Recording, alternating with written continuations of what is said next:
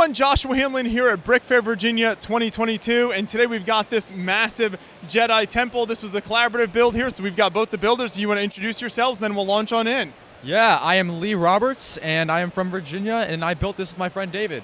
Okay. He also goes by BrickBuilderstudios on YouTube. Always be plugging, good job. Yeah, exactly. My name is David Hall. I'm known as Solid Brick Studios on YouTube. So right now, this is the first time I've ever bought a big diorama build where nobody knew about it. Like, Lee and I built this in secret. We built this in 9 days. Wow. We did 9 hours every day, both of us building for 9 days straight. Well, 7 days, then 2 more days late, like a week between. So 9 days in total. But yeah, this was just came out of nowhere. Lee came down. Do you want to explain in June, like, how that started? Yeah, so I just went down David's house, I don't know, to hang out. I'm not sure what we were doing. And then David just started breaking out some of these tan bricks, the slopes on the side of them that we use for the pyramid here. And he just started building a temple. And I was like, what are you doing, David? And he's like, I have an idea, bro. We should build a Jedi temple for BrickFair.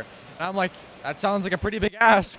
But that was right before Brickworld Chicago. And then a few weeks ago, I came down for a week, and we just started knocking everything out. Okay, awesome. And I mean, look at how big this ended up. So was it supposed to be this size all along, or is this just kind of how it ended?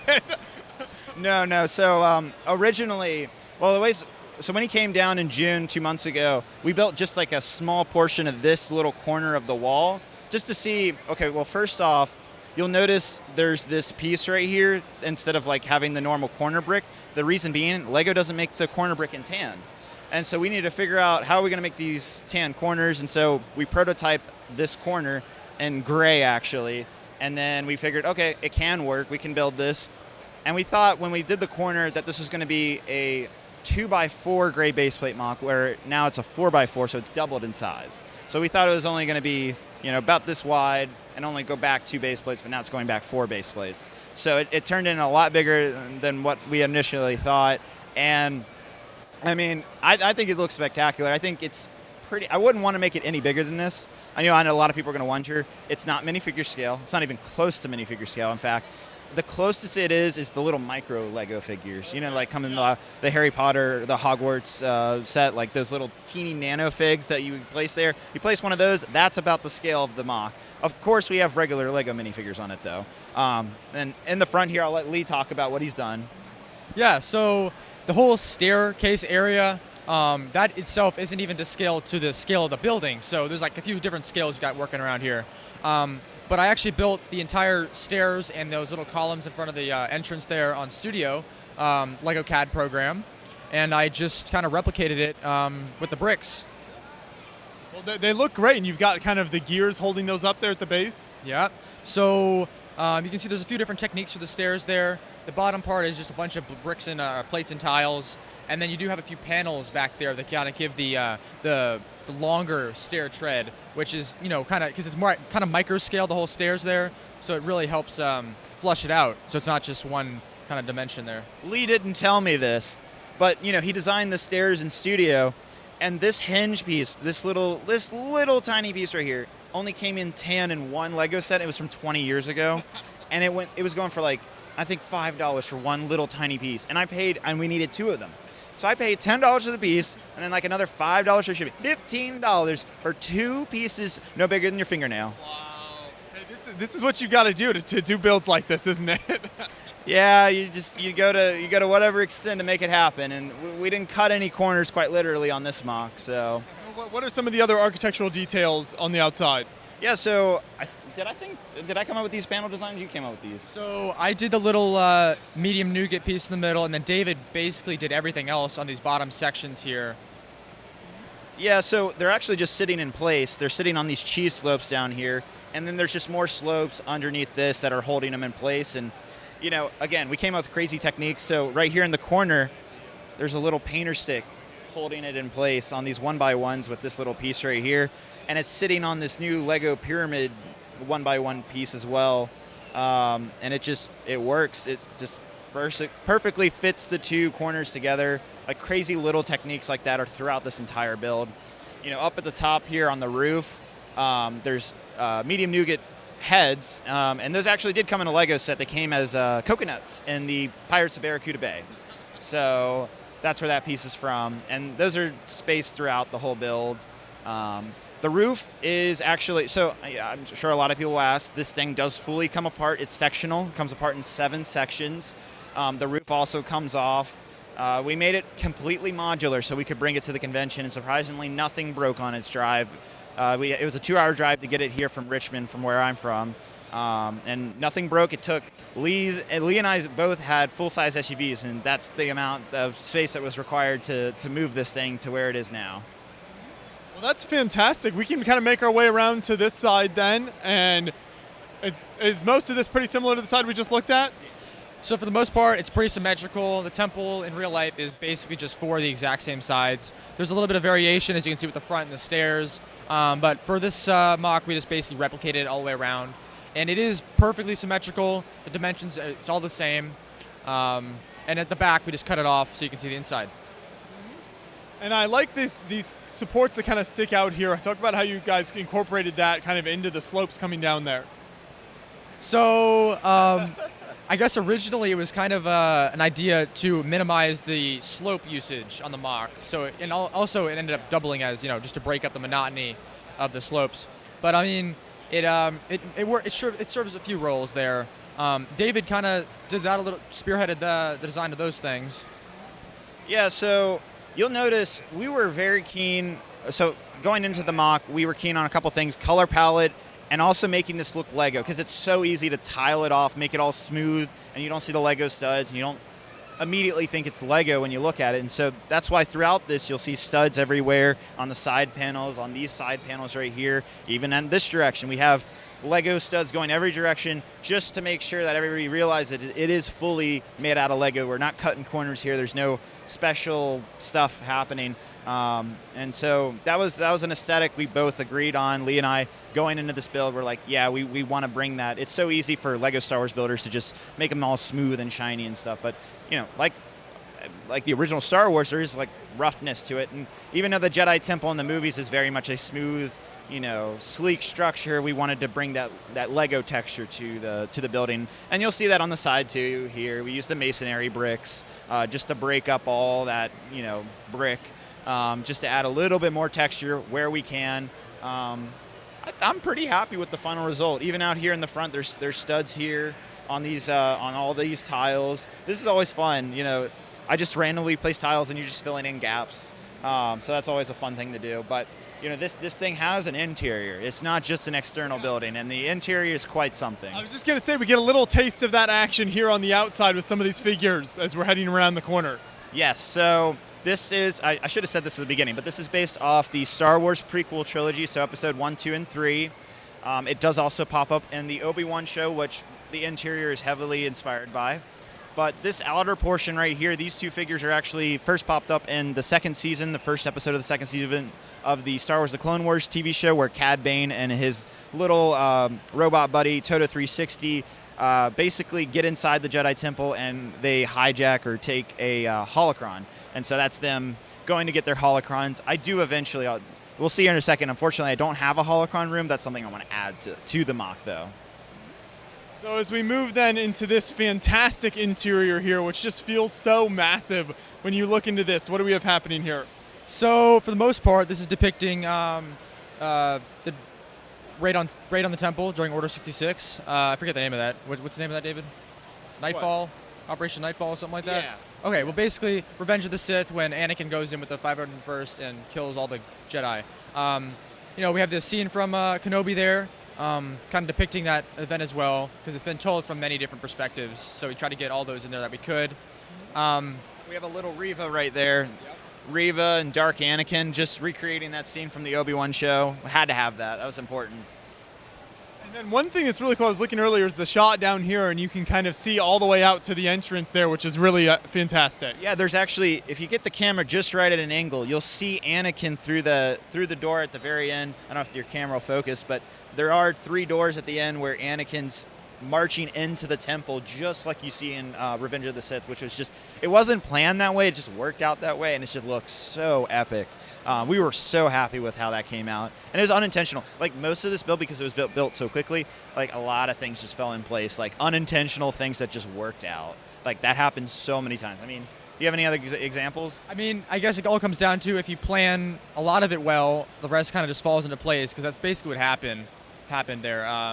I think there was something that on the sides here, I can't remember exactly right now, but there was a lot of those moments where, oh yeah, so these floors here that kind of go in, they're built with the 16 by 16 kind of brick plates that come in the art sets. Yeah, exactly.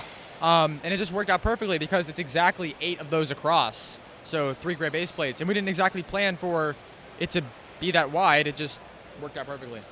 Yeah. And then how did you decide on kind of the interior details here and get that plating on the side? So it was actually pretty tricky in the inside because we wanted to make sure we had some different colors that were different from the outside. Otherwise, it might be a little bit boring. But also, we had parts that we had to look at and see what we had to work with there, and also see what was accurate to the source material. So we ended up going with dark tan on the sides and try to incorporate some of the dark red also as well in there. I don't want to say it was last minute, but I mean, It was. yeah, part of it's the last minute. Yeah, okay. But yeah, I think it turned out pretty well for what we had time to do. What is happening in this room up here? Okay, so this is the we have a little shelf up here where we're gonna make some more rooms for it where the black stuff is. But we'll have the library and the holocron room, whatnot like that. So for this convention, we put together I put together a council room. You kind of see a bit of force perspective there because it's not supposed to be in the temple. It's actually one of the towers up top in Universe. But we have the little force perspective of Coruscant in the background there. You can see the sky, and I think it turned out pretty well. That's kind of our Easter egg room. You got, I don't know what's going on in there. We got Baby Yoda. We got Inquisitor Jar Jar back there. We got long-legged Yoda. We got General Grievous. We got Darth Malgus sipping on who knows what. We got General Grievous. We got Watto chilling in here. We had a blast with this room because, I mean, technically in Revenge of the Sith, I believe this is the room where the younglings are, where Anakin comes in and does his thing. So I don't know. We have down here. We have the younglings down here. I didn't want 2 rooms with the younglings. Too many younglings. We have the younglings, everybody. We have them. Anyhow, there is so many different little scenes being depicted throughout here. You'll notice there are lights through this whole build. Light My Bricks came through.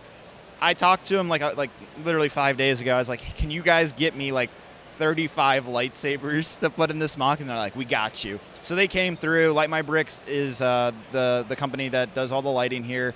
We surprisingly didn't find it that hard to add lighting given the short time base that we had to build this thing. And everybody that's come by here today has just said that this is the lightsabers just make it because it's a really interesting color contrast. Obviously you have all these tan nougat colors and reds, and then you have like obviously the stark contrast of the blue and green lightsabers, and that is what you see in the movies too, as was the Obi-Wan show. And so it really evokes that feeling of what you see from the movies with the lights inside the lightsabers and the overall lighting and aesthetic that we went for in the build. This whole big area though we took a screenshot from the Obi-Wan show. It's the entrance shot of Order 66. It's how the Obi-Wan show from this year starts. And we literally looked at that and just like, okay, I think we can put that in the back of this mock, and it worked out perfectly. How is this floor, this kind of platform floor, held in here? What is that like structurally? So it's using the same brick plates that we use for the roof and the little shelf here. You can kind of see underneath there. But it's in 2 sections for transport reasons, and then it's actually attached to these columns there, so they do function as columns. I mean, pretty basic when all things considered, when you compare it to the roof, which is a similar construction. No, but it works very, very, very nicely there. Yep. So were you guys able to keep track of the part count? Do you have any idea how many pieces are in this at all? So I can confirm there is 15,000 2x6 bricks for the inner structure. After that, I lost count. I'd say, with all the tiles, the little tiny pieces, it definitely gets upwards of 50,000. It might even be 100,000 pieces. I have no clue at this point, but we've gone through so many tiles. Oh my God.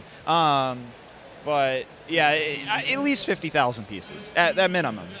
Did you keep track of the minifigures in it? Yeah, so I know there's 37 lightsabers in here, so there's at least 37 Jedi. for clone troopers, there's probably at least 100, 150 regular 501st clone troopers. We got some brick arms on them. We have all kinds of different scenes being depicted everywhere. A lot of the Jedi are random Jedi. There are a few like named Jedi, like Quinlan Voss is right here. We know from the Obi-Wan show that he survived, so I wanted to have him in the mock. But my friend Shane actually came in here, as well as, was it Alec? Yeah, Alec also came in. Both of them were helping out with policing all these minifigures. They did a great job on that. I love the way everything came out. I don't know how my friend, we placed the minifigures the way the build is, and it might not show as well on the camera, but it is extremely hard to reach back there. I don't know how they got minifigures all the way in the back, but they did it, and I'm so happy with the way it worked out. They did a great job. Over here, you'll see there's lightsabers going through clone troopers in the back. We have some pretty brutal shots of things, but I mean that's what you see in the movies. So we're only depicting what we've seen in Star Wars, and obviously Lee and I are giant Star Wars fans. This is a dream come true. Nobody's attempted the Jedi Temple at this scale. This is the first time anybody's done something like this. It's something I knew I wanted to do like 2 years ago. I was originally going to do this with Jay. Jay. He's done other builds. And then Matt, you just interviewed him for his Raxus build. I originally wanted to do it with him, but Lee came along. I was like, bro, I want to do this temple. What do you think about doing it? And it just happened. And honestly, this dude is just fantastic to build with. I keep telling him if I ever did the Lego Masters show, went on as a contestant, I'd only do it with him. He's such a good builder. We're in sync with each other. I don't have to tell him what I'm thinking. He just knows. It's that quick snap where we're on the same page all the time, and that's how the build also just went so quickly. It's we weren't fighting on each other oh no, this needs to happen or that needs to be there. We just agreed on everything. Was there ever a time we didn't agree? Well, let me just say I'm very flattered, David. Thank you for all the compliments. I feel great right now. But it really was effortless. I've worked with people in the past, and a lot of times there's things you butt heads with, but it was truly a seamless, effortless experience working together. We just each worked on a different section, and a lot of people ask us how exactly we collaborated. But we were just building at the same time, and we each knew what we were doing. We knew what the end goal was. So maybe David was building some of the slopes on the side, and I was figuring out exactly how we were going to put together the interior. I had to measure everything out, make sure it was replicable for all the sides and whatnot. So it was a very easy experience to work with, and we didn't really think about it. So that's kind of why when I get asked the question, how we work together, it's kind of hard to answer because it was really easy. Yeah. Well, that's fantastic to hear. So do you guys have plans to expand on this build in any way, or is this all done for now? So the exterior I think is pretty much complete. There's a few things I might add on the roof, but I don't think it'll get physically bigger. If anything, I'd extend the front area, and that would just be tiles and stairs. I wouldn't make the physical building any bigger than what it is, but I do want to add more rooms. So obviously these blacked out areas at the top area where the Jedi Council room is, those areas I do want to add rooms to. I think there's definitely rooms if we wanted to add little mini rooms along here on each side. I think that's also very possible. I don't have any plans to destroy this immediately. I don't need the parts for the next build I'm going to be working on. So it'll stay up for probably the next couple months, next year, maybe more than that. And so hopefully we'll bring it to another show with even more rooms inside the interior. Sounds good. Well, great work to both of you. Thank you so much for all the effort you put into building this and bringing it out to the show here. Certainly looks fantastic, and I'm sure the public has loved it coming by as well. Yeah, we've got a great response from the public and exhibitors alike, so I'm very thrilled that it's being received well. Perfect. Keep up the good work, guys. Cool. Thank you, guys.